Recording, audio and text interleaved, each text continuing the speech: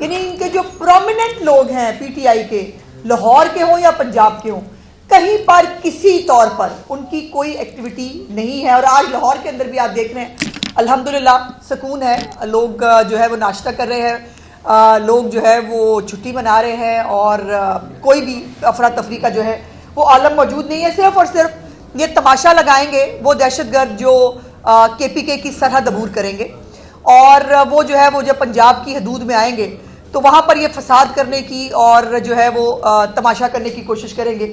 آج جو نئی ہماری انقلابی باجی تھی بشرا باجی، وہ بھی قوم کو جاگنے کا خطاب دے کے خود سوئی پڑی ہیں، اور گنڈا پور صاحب جو ہے وہ بھی ابھی تک سو کے نہیں اٹھے ہیں. ان کے بھی جو ہے وہ 4-7 لوگ میں نے دیکھے ہیں ایک فوٹیج کہ وہ وہاں پہ انتظار کر رہے ہیں. اور ان کی جو ترجمان ہے ٹک ٹاکر، ان کا بھی بیان آیا ہے کہ جی ان کی طبیعت خراب ہے، تو وہ جو ہے انقلاب رستے میں رہ جائے گا، کہیں انقلاب میں وہ شرکت نہیں کر پائیں گی. وہ بھی شرکت نہیں کر سکتی انقلاب میں، ان کے بچے بھی شرکت نہیں کر سکتے انقلاب میں. بغاوت کا جو سرغنہ ہے وہ بھی شرکت نہیں کر سکتا انقلاب میں، اور بغاوت کے سرغنہ کے بچے جو ہیں وہ بھی شرکت نہیں کر سکتے انقلاب میں. مطلب کیا انقلاب ہے؟ آپ یہ دیکھیں کہ سارا ٹبر جو ہے، جو امیڈیٹ فیملی ہے، وہ انقلاب میں شرکت نہیں کر سکتی، لیکن عام آدمی اور عام ماؤں کے اور ان کے بچے جو ہے نا وہ انقلاب میں شرکت کریں، اور شرکت کر کے جو ہے وہ ثواب دارین حاصل کریں. اب جو بشرا بی بی صاحب ہے، پرسوں ترسوں سے ان کا فون بھی بند ہے. وہ ایک انہوں نے چبل ماری ہے، اور اس کے بعد سے مطلوبہ نمبر سے جو ہے ان کے رابطہ نہیں ہو رہا، اور انہوں نے فون ہی جو ہے وہ بند کر دیا ہے. علی امین گنڈا پور جو ہے اس نے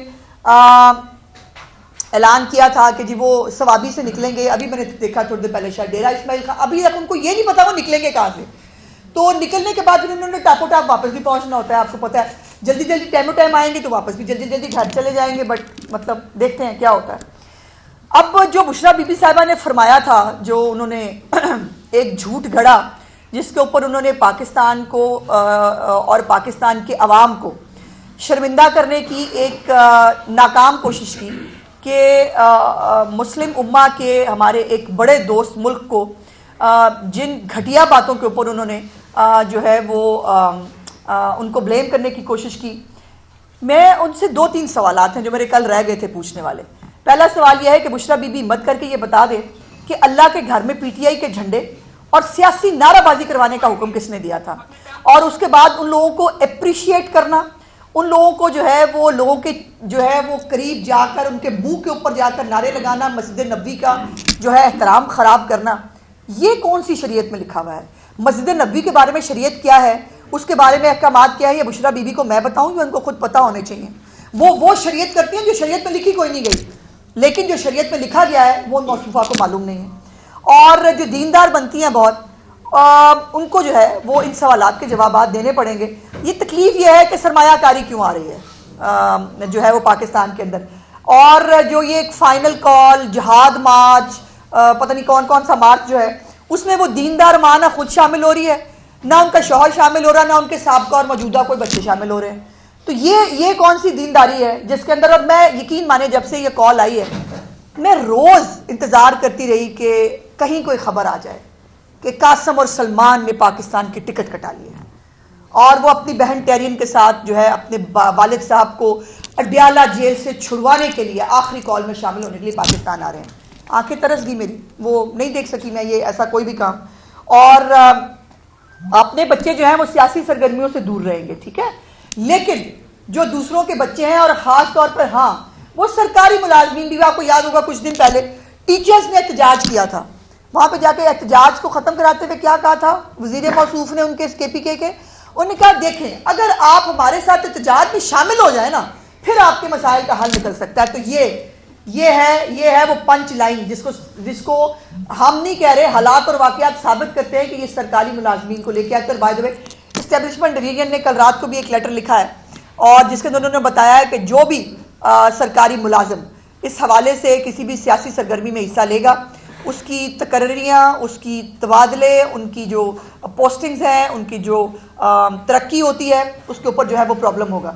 اب کل جو ہے وہ پاک ٹاور F10 جو ہے اسٹوڈیو اپارٹمنٹس جو ہیں، اس کے اندر سے 3 دہشت گرد گرفتار ہوئے ہیں جو بلوچستان میں دہشت گردی کے واقعات میں ملوث تھے اور پولیس کو مطلوب تھے.